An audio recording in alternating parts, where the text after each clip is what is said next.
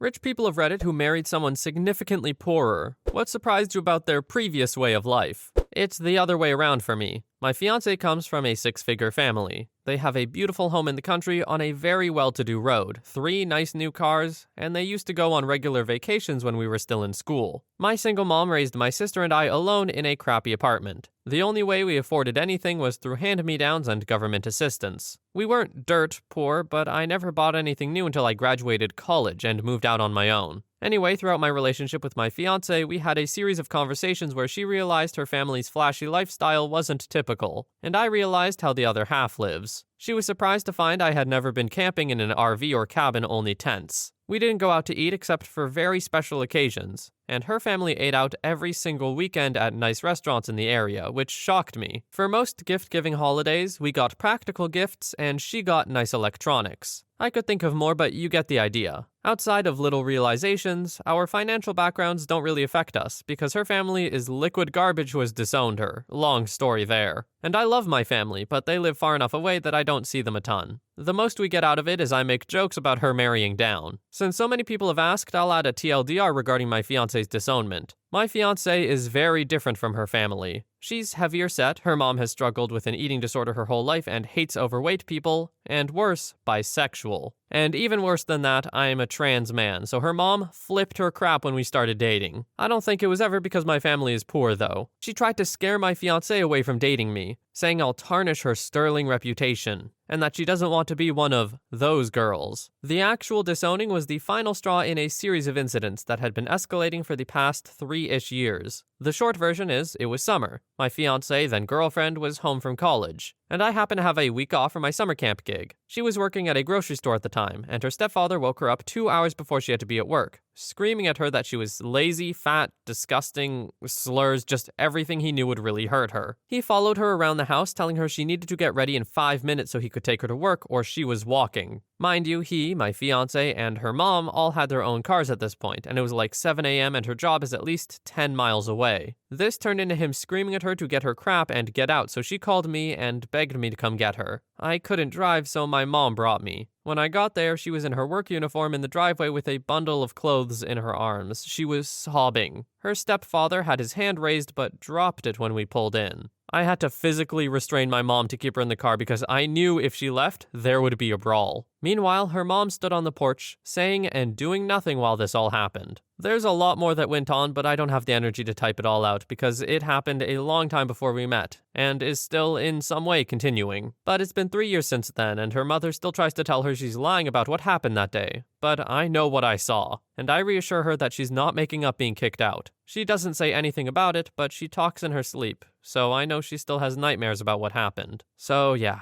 they're awful people and she's better without them. Money can't buy a family that loves you, I guess. Well, I feel like we got a little more than we bargained for with this one. OP just dumped a whole lot out there for us. I hope his fiancé is doing well now. I don't know what to say. That didn't really seem a whole lot like due to the money though, just bad parenting. No matter what the financial situation is, parents can always just suck.